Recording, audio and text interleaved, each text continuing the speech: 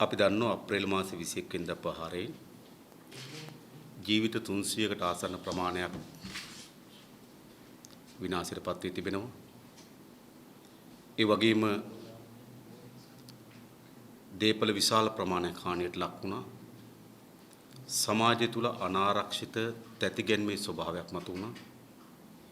ඒ ආර්ථිකයට විශාල බලපෑමක් ඇති කරනු ලැබුවා. සාමාන්‍ය ජනතාවගේ දෛනික ජීවන කටයුතු මුළුමනින්ම අඩාල වෙන්න පටන් ගත්තා. සුළු පරිමාණ ව්‍යාපාරයක් කරගෙන ත්‍රිවිල් එකක් හයර් කරගෙන ජීවත් වුණු හැම කෙනාගේම ජීවිතේ පවත්වාගෙන යාමට නොහැකි වෙන පන්නේ ගැටලු නිර්මාණය වුණා. සැලකිය යුතු කාලයක් සමාජ අනාරක්ෂිත ස්වභාවයක් තැතිගැන්මක් ඇති වී තිබුණා. ඒ වගේම පසුගිය 13 වෙනිදා විතාම සංවිධානාත්මකව කඩවලට, ගෙවල් වලට පහර දෙමින් ජාතිවාදී ගැටුම් උස්සන්න කරන ලැබුවා. මේ සියල්ල මේ සමාජයට කරන ලද අතිශය බරපතල විනාශකාරී ක්‍රියාදාමයක්.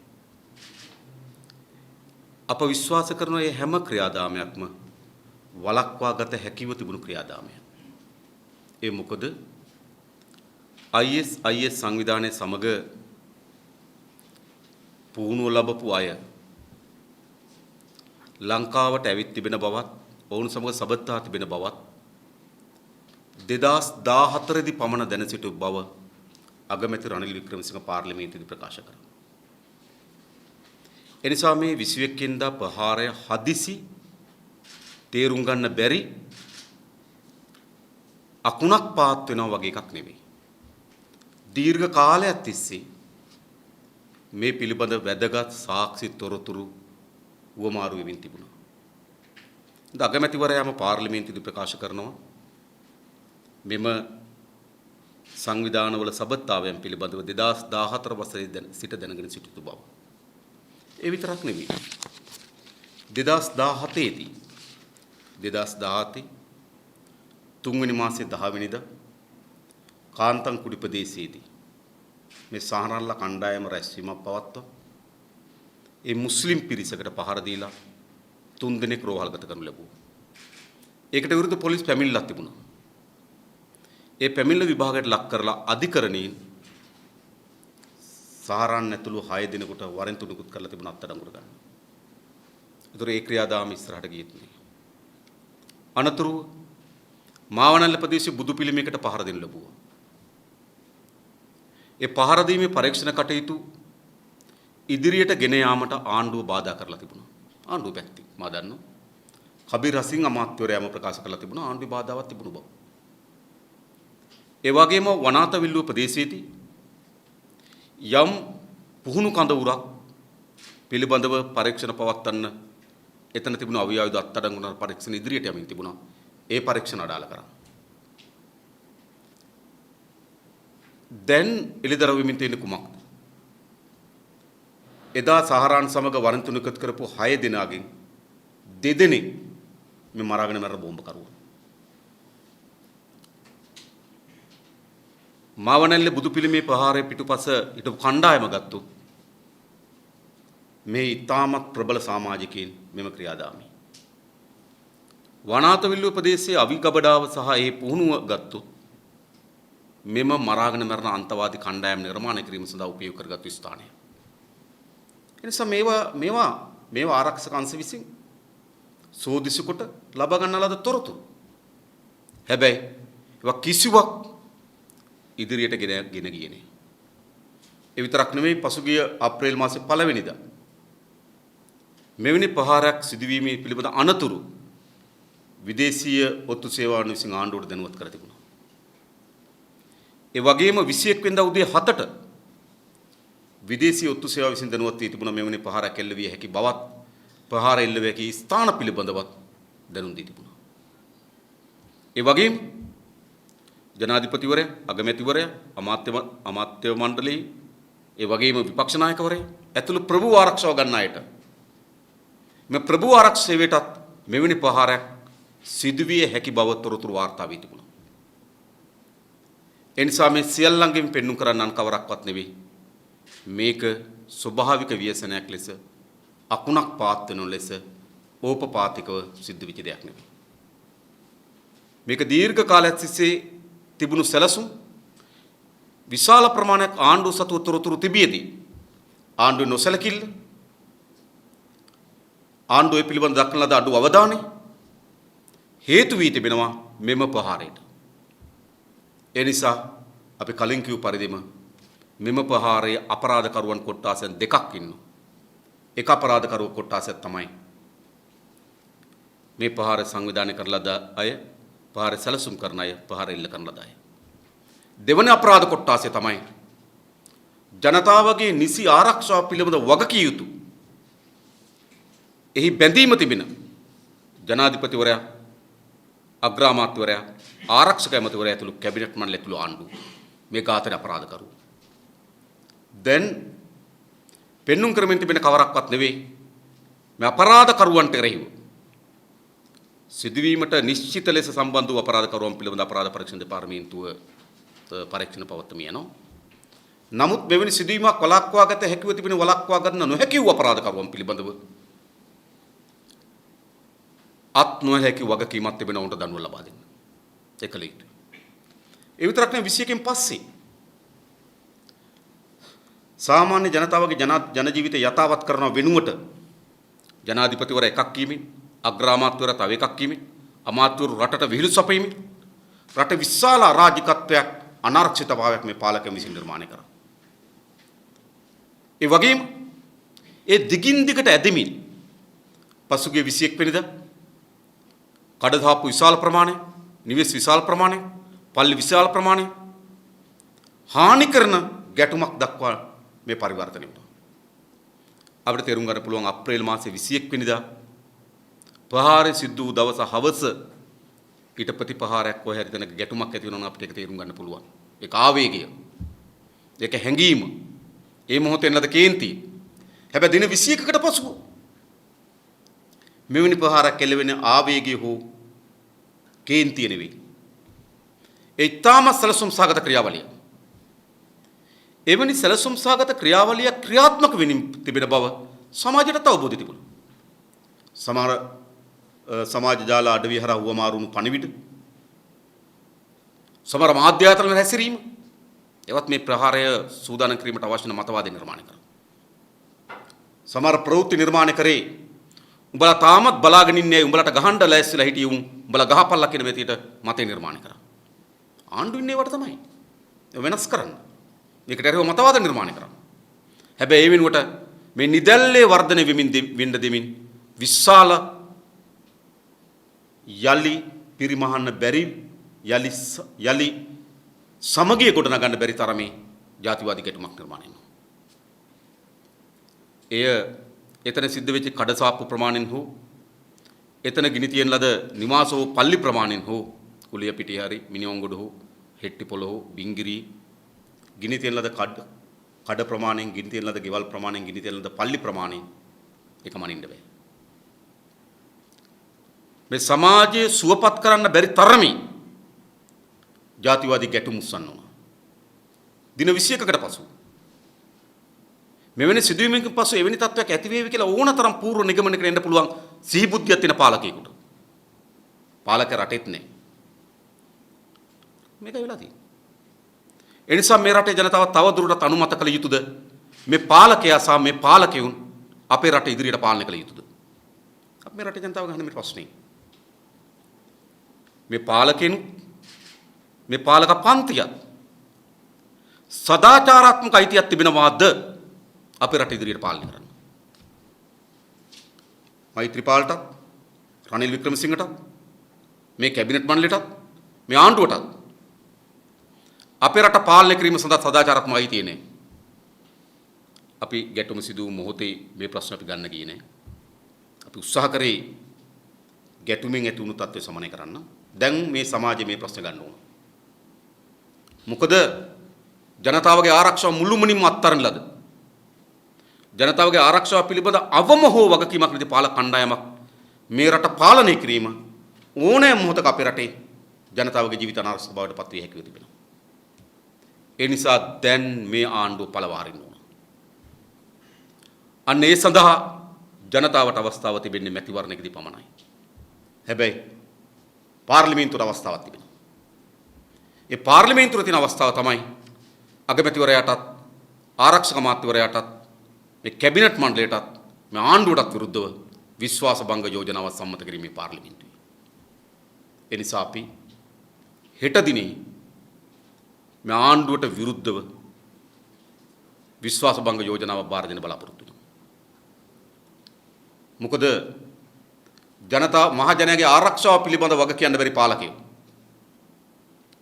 රටේ අනාරක්ෂිත ස්වභාවය ඉවත් කරන්න බැරි වුණු පාලකයෝ ගැටුමට පෙර හෝ ගැටුමෙන් පසුව හෝ එක තැනක සිට රට පාලනය කරන්න බැරි වෙච්ච පාලකයෝ මෛත්‍රීපාල එක තැනක රනිල් වික්‍රමසිංහ තව තැනක එයා එකක් කියනවා අනිත් කෙනා තව එකක් කියනවා ඇමතිවරු තව බහූබූත දොඩවනවා මේ පාලකයා අපේ රට පාලනය කරන්න දෙන්න ඕනේ. ඒ නිසා මෙම විශ්වාස භංග යෝජනාව ආණ්ඩුවට එරෙහිව අප හෙට කතානායකවරයාට බාර දෙන්න බලාපොරොත්තු වෙනවා. ඒ වගේම අපි සියලු දේශපාලන පක්ෂවලින් ඉල්ලා හිටිනවා මෙම විශ්වාස භංග යෝජනාවට සහාය දෙන්න කියලා. එයි අද පොදු ජනය තුල තිබෙන පොදු මානසිකත්වය තමයි මේ පාලනය අසාර්ථකයි මේ පාලනය ඉවත් කළ යුතුයි කියලා. ඒ වෙනුවෙන් ජනතාවට පාරට බහින්න පුළුවන් වේවි. ඒ වෙනුවෙන් ජනතාවට උද්ඝෝෂණය කරන්න පුළුවන් වේවි. හැබැයි ඒ වෙනුවෙන් තියෙන නීති අනුකූල ක්‍රියාමාර්ගය තමයි මේ නිශ්චිත මොහොතේ මේ ආණ්ඩුවට විරුද්ධව පාර්ලිමේන්තුවේ විශ්වාස භංග යෝජනාවක් ඉදිරිපත් කිරීම. ඒ නිසා අප විසින් එම විශ්වාස භංග යෝජනාව හෙට ඉදිරිපත් කරනවා. ඒතකොට දැන් ඊට අමතරව මා දන්න විපක්ෂ කණ්ඩායමක් විසින් රිසාඩ් බදුද්දීන් අමාත්‍යවරයාට විරුද්ධ විශ්වාස භංග යෝජනාවක් ඉදිරිපත් වී තිබෙනවා. ඒතකොට ඒක අපට මේ විශ්වාස භංග යෝජනාව පෙර ඉදිරිපත් කළා තිබෙන්නේ. ඒ නිසා විවාදයට ගැනීමේදී කලින් ඉදිරිපත් කරපු යෝජනාවට ප්‍රමුඛ ස්ථානය ලැබෙනවා. ඒ කියන්නේ බදුද්දීන් අමාත්‍යවරයාට පෙර ඉදිරිපත් කරපු විශ්වාස භංගයට අවස්ථාව ලැබෙනවා. ඊට පසුව තමයි මේ ආණ්ඩුවට විරුද්ධව ඉදිරිපත් කළ විශ්වාස භංග යෝජනාවට පාර්ලිමේන්තුව අවස්ථාව ලබා ගත හැකි වන්නේ. කෙසේ වුවත් අපි විපක්ෂ නායකතුමාත් එක්ක සාකච්ඡා කරන්න බලාපොරොත්තු වෙනවා. ඊට පෙර මෙම යෝජනාව ගන්න පුළුවන්ද කියලා. එතුමාගේ එකඟතාවය තිබෙනවා නම් මම හිතන්නේ අපිට ඉක්මනින්ම මේ ආණ්ඩුවට එරෙහි විශ්වාස භංග යෝජනාව ගන්න පුළුවන්. එතුමාලගේ පාර්ශ්වයෙන් කියනවා නම් බදුද්දීන්ට විරුද්ධ විශ්වාස භංග යෝජනාව පළමුවගෙන ආණ්ඩුවට විරුද්ධ යෝජනාව දෙවනුව ගන්න ඕන කියලා කල්පනා කරනවා නම් අපි ඒකටත් එකගයි. මොකද අපි මේ යෝජනාව බාර දෙන්නේ අමාත්‍යවරයාට විරුද්ධ විශ්වාස භංග යෝජනාවට පසුව නිසා. නමුත් කෙසේ වුවත් මෙය පාර්ලිමේන්තුවේ සාමාන්‍ය න්‍යාය පත්‍රය අනුව ගත්තාම දින 5කට පවන පෙර දැනුම් දිය යුතුයි. ඊට පස්සේ න්‍යාය පුස්තකයකට එනවා. ඊට පස්සේ අපිට පුළුවන් පාර්ලිමේන්තුවේ පක්ෂ නායක රැස්වීම කැඳවලා ඉතා ඉක්මන් දිනයක් මෙම විශ්වාස භංග යෝජනාවට පාර්ලිමේන්තුව ලබා ගන්න. ඉතින් අපි විශ්වාස කරනවා ලබන මාසයේ මුල් සතියේ මේ තියෙන දිනවලට අනුව පාර්ලිමේන්තුව පැවැත්වෙන මුල් සතියේදී මෙම යෝජනාව පාර්ලිමේන්තු විවාදයට ගැනීමට හැකියාව තිබේ කියලා විශ්වාස අපිට තිබෙනවා. ඒ නිසා අපි මේ පිළිබඳව පක්ෂ නායක රැස්වීමේදී කතානායකවරයාගෙන් ඉල්ලා හිටින්න බලාපොරොත්තු වෙනවා. අපි ජනතාවගෙන් ඉල්ලා හිටිනවා විශේෂයෙන් පාර්ලිමේන්තුවේ සියලු නියෝජන කරන මන්ත්‍රීවරුන්ගෙන් ඉල්ලා හිටිනවා මේ ආණ්ඩුවට තව දුරටත් අපේ රට පාලනය කරන්න සුජාත අයිතියක් නැහැ. අයිතියක් නැහැ විතරක් නෙවෙයි හැකියාවකුත් නැහැ. ඒ නිසා මේ ආණ්ඩුවට එරෙහිව විශ්වාස භංග යෝජනා පාර්ලිමේන්තුවේ සම්මත කොට මේ ආණ්ඩුව විසිරුව හැරීම සඳහා යෝජනාවට සහාය දෙන්න කියලා ඉල්ලීම අපි පාර්ලිමේන්තුවේ සියලු මන්ත්‍රීවරුන් ඉල්ලන්න අපේක්ෂා කරනවා.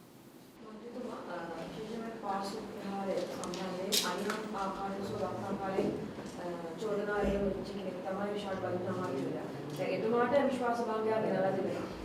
ඒ අතරතුර ඔබතුමාලා නැවත ආණ්ඩුව ගෙදර යවන්න කියලා විශ්වාස භංගයක් ගෙනලා තිබෙනවා. අපිට දැනගන්න ඕනේ ජනතා විමුක්ති පෙරමුණ පක්ෂයක් විදියට විශාඛපතිවෙන් අමාත්‍යවරයාගේ විශ්වාස භංගයට සහාය පළමුවටම අපි විශ්වාස කරනවා තනි පුද්ගලික දුබලතාවයට වඩා මෙතන තිබෙන ආණ්ඩුවක් හිට දුබලතාවේ ඒ නිසා ප්‍රබල වෙන්නේ ආණ්ඩුවට එරෙහිව ගෙන විශ්වාස භංග කියලා අපි විශ්වාස කරනවා.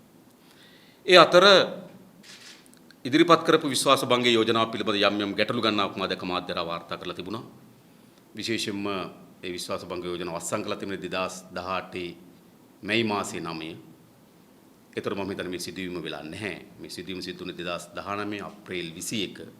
ඊට අවුරුද්දකට පෙර තමයි දිනමකවානුවන විශ්වාස භංග යෝජනාව අවසන් කළා තිබෙන්නේ. කෙසේ වුවත් මේ පාර්ලිමේන්තුවේ කතානායකවරයා විසින් පිළි අරගෙන න්‍යාය පත්‍රය ඇතුළත් වෙලා විවාදයට එනවා නම් ජනතා විමුක්ති පෙරමුණ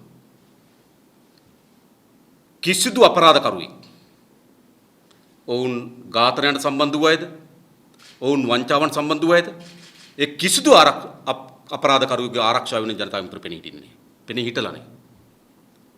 රනිල් වික්‍රමසිංහ මහත්මයාගේ විශ්වාස භංගයේදී බොහෝ අයම ගැරලා යනකොට අපි ඒකට පක්ෂ ඡන්දය දීලා තිබෙනවා. රවි කරුණායකට එරෙහි විශ්වාස භංගයේදී අපි සහාය ලබා දීලා තිබෙනවා. ඒ නිසා රිසාඩ් බදුද්දීන් අමාත්‍යවරයාට එරෙහි විශ්වාස භංගයේ නිශ්චිත මොහොතේ පාර්ලිමේන්තුවේ සාකච්ඡා කරන අවස්ථාවේදී අපි පෙනී හිටින්නේ කිසිදු අපරාධකරුවෙකුට සහාය දීමේ දිශාවෙන් නෙවෙයි.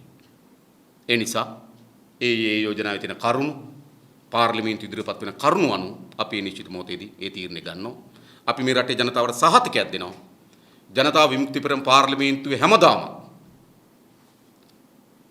සෑම වංචනිකයන්ට එරෙහිවම අපි කටයුතු කරලා තිබෙනවා. සෑම අපරාධකරුවෙකුට එරෙහි කටයුතු කරලා තිබෙනවා. මේ විශ්වාස භංග යෝජනාවේ රිසාඩ් බදුද්දීන්ට එරෙහි විශ්වාස භංග යෝජනාවේදී අපේ ස්ථාවරය වෙන්නේ අපරාධකරුවන් ඝාතකයන් ආරක්ෂා කරන වෙනුවට පරාද කිරීම. ඒ ස්ථාවරයට අපි කටයුතු කරලා ඇස්.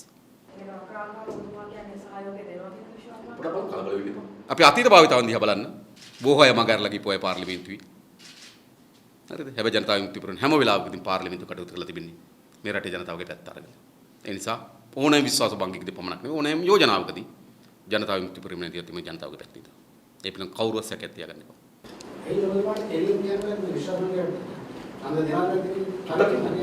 හරියාකාරව කියන්නේ එකක් මේක විපක්ෂ නායකවරයාගේ අසන නේ. මේක දිනේ වරද්දලා තිබෙනවා. මේක න්‍යාය පුස්තකයේ ඒවිද ආපු නිශ්චිත මොහොතේදී අපි හැමදාම අපේ අග්‍රාමාත්‍යවරගේ විශ්වාස භංගයේදී නිශ්චිතද අවසානයේ පාර්ලිමේන්තුවේ ගත්තොත් මොනතුමාලා මේකට විරුද්ධව පක්ෂ ඡන්දෙ. ඒ නිශ්චිත මොහොත අපි තීරණය කරනවා.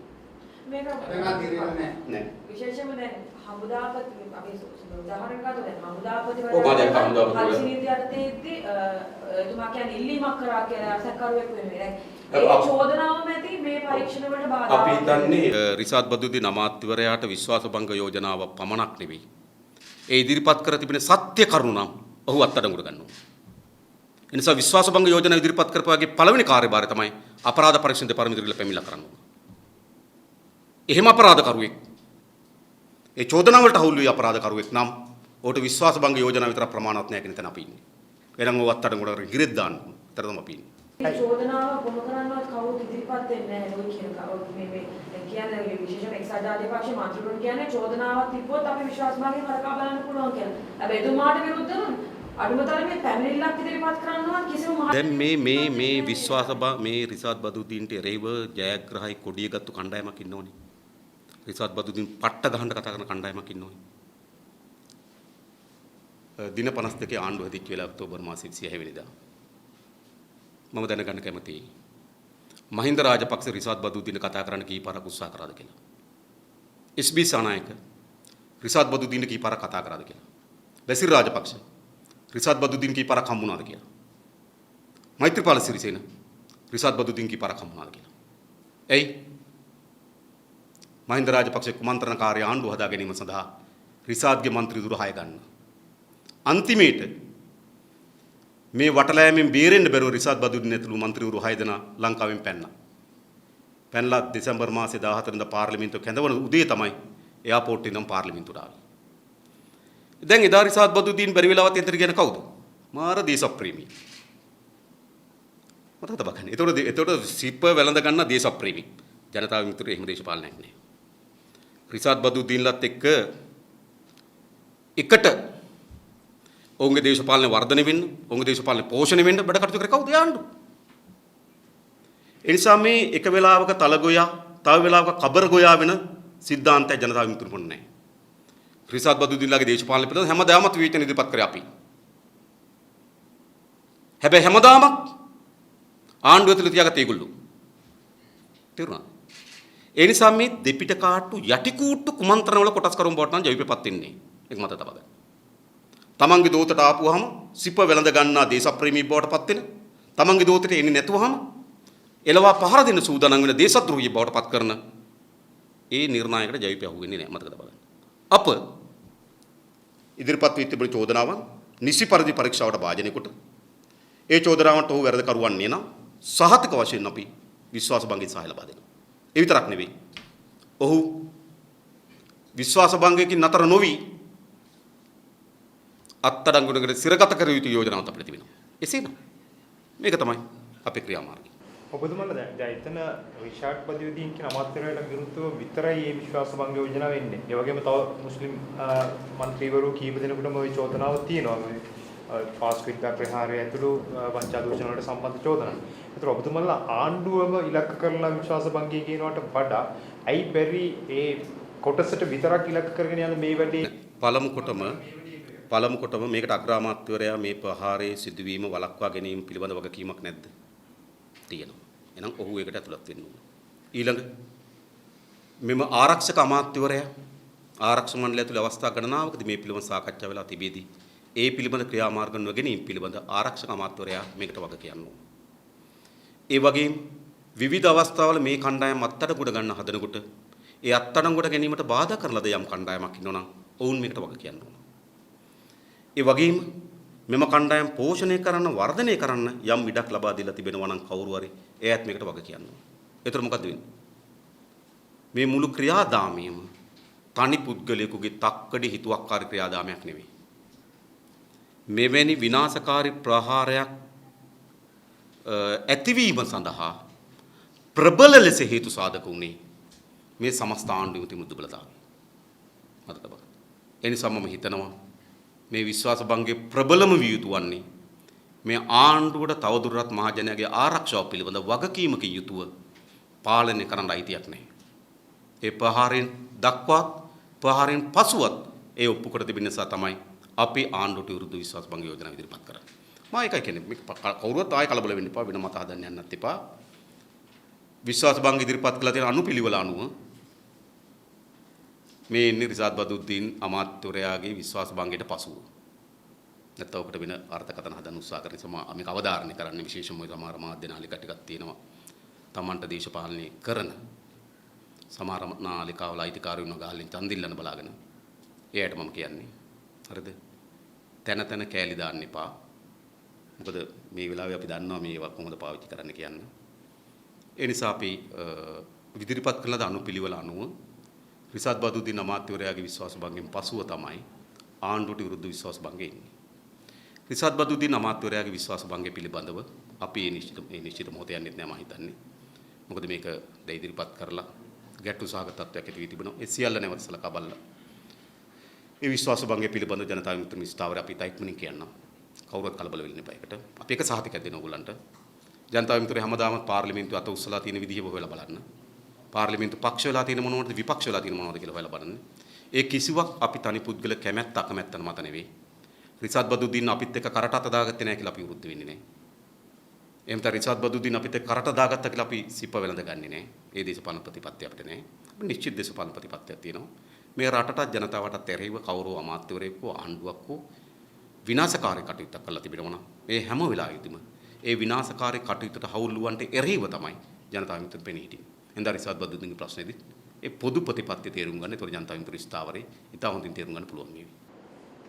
පාස්කීට් ප්‍රහාරයේ සම්බන්ධ චෝදනාවක් ඔබතුමාලට එල්ල වුණා ජාතික ලැයිස්තු මන්ත්‍රීවරු සම්බන්ධයෙන් ඔබතුමාලා යෝජනා කරලා පුත්කල සම්බන්ධයි. ඒතකොට එවන් චෝදනාවකුත් තියෙන පසුබිමක ඔබතුමාලට මේ විශ්වාස භංගයේ ඉදිරියට කරගෙන අනිත්‍යයේ සහයෝගය හම්බෙයි කියලා විශ්වාසය. අපි කියන්නේ ඉබ්‍රහීම්ගේ ප්‍රශ්නේ නම් මම මේක පැහැදිලි කරලා තිබෙනවා. 2015 ජාතික ලැයිස්තු වෙනකොට ඇත්තටම අපි ඔහුගේ දරුවන් එවැනි සබත්තාවයක් තියෙන බව අපි දැනගෙන හිටියේ නේ. මම හිතනවා අපි විතරක් නෙවෙයි ආරක්ෂකන් සොක් කිසිවෙක් දැනගෙන හිටියේ නේ. ඒසේ දැනගෙන හිටියා නම් ජනාධිපති මහින්ද රාජපක්ෂ මහත්මයාට දේශාභිමාන සම්මාන දෙන්නේ නැහැ. රත්නසිරි වික්‍රමනායකව ඇගීමට භාජනය කරන්නේ නැහැ. ජී.එල්. පිරිස් ඔහු ඇගීමකට භාජනය කරන්නේ නැහැ. පී.එස්.එන ගමගේ ඔහු ඇගීමකට භාජනය කරන්නේ නැහැ.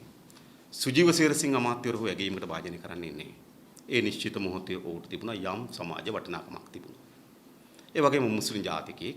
ඒ නිසා අපේ ජාතික ලැයිස්තුවේ ඒ දිශාවේ නියෝජන සකස් කිරීම වෙනුවෙන් අප විසින් මම එක තව වගකීමෙන් කියන්නේ අප විසින් යෝජනා කරා ඉබ්‍රහීම් මහත්මයාට අපි ජාතික ලැයිස්තුවේ සමාජිකයෙක් බවට පත් වෙන්න කියලා. අපේ ඉල්ලීමක් අනුව අපේ ජාතික ලැයිස්තුවේ ඉදිරිපත් වුණා. පසුව ඊට අවුරුදු 4කට විතර පසුව ඔහුගේ පුතාලා නේද මෙම ප්‍රහාරයට සම්බන්ධ වුණු බව දැන් නිශ්චිත වෙලා දරව වී තිබෙනවා. ඔහු අත්අඩංගුවට අරන් තිබෙනවා. දැන් ඔහු පිළිබඳ පරීක්ෂණ කරලා නිසි දඬුවම් ලබා දෙන්න. ඒ පරීක්ෂණ සඳහා අපේ පැත්තෙන් දායකත්වයක් ඕන නම් ඒ දායකත්ව ලබා දෙන්නත් අපි ලෑස්ති. ඒ නිසා කිසිදු කෙනෙක් ආරක්ෂා කිරීමේ ක්‍රියාමාර්ගයට අපි නැහැ. මොකද ඉබ්‍රාහිම් අපේ ලැයිස්තුවේ ඉඳීමින් කියන්නේ නැහැ ජවිපේකට හවුල් කියලා. එහෙමනම් අපිට පුළුවන් ඔබ දන්න වත්තල මාබෝල ප්‍රාදේශ සභාවේ ප්‍රාදේශ සභා මන්ත්‍රීවරයෙක් දැවැන්ත දීපලත් එක්ක ISIS සංවිධානයේ නිශ්චිත සබතන් තියෙන කෙනෙක් බවට මහින්ද රාජපක්ෂත් එක්ක එකට ඉන්න ඡායාරූප මහින්ද රාජපක්ෂත් කරට දාගත්තු ඡායාරූප ප්‍රකාශයට පත් වෙලා තිබෙනවා. ඒකෙන් අපි කියන්නේ මේ ගාතෙන්ට මහින්ද ඉන්නවා කියලා. ඒ වගේම අපි දැක්කා මීගමුයි නියෝජන නගරාධිපතිවරයා මා දැක්ක සමහර නාලිකා නම් මොන පක්ෂද කියලා කිව්වේ නෑ. මම අද කියන්නම් එයා මහින්දගේ පක්ෂී. ඒක වාර්තා කරන වෙන විදිහකට මහින්දගේ පක්ෂ නියෝජනය කරන නියෝජ්‍ය නගරාධිපතිවරයා යම් අවියාවද ප්‍රමාණයක් අත්අඩංගුවට ගන්න ලැබුවා මේ සිද්ධියේදී. නමුත් අපි විශ්වාස කරන්නේ කිසිසේත්ම මහින්ද රාජපක්ෂගේ අනුබල සහ සහයෝගය මත මේ සිදුවීම සිදු වුණා කියලා. ඒ වගේම මා දැක්කා එක්සත් ජාතික පක්ෂයේ කොළඹ නගර සභාවේ මන්ත්‍රීවරයෙක් අත්අඩංගුවට අරන් තිබෙනවා. වගේම කෝට්ට නගර සභාවේ මන්ත්‍රීවරයෙක් අත්අඩංගුවට අරන් තිබෙනවා. ඉතින් අපි කිසිසේත්ම උපකල්පනය කරන්නේ නැහැ. මේ එක්සත් ජාතික පක්ෂ කෘත්‍යාධිකාරී මණ්ඩලය සැලසුම් කරලා මේ ප්‍රහාරය ඉදිරිපත් කිරීම සඳහා ඔවුන් උපයෝග කරගත්තා කියලා.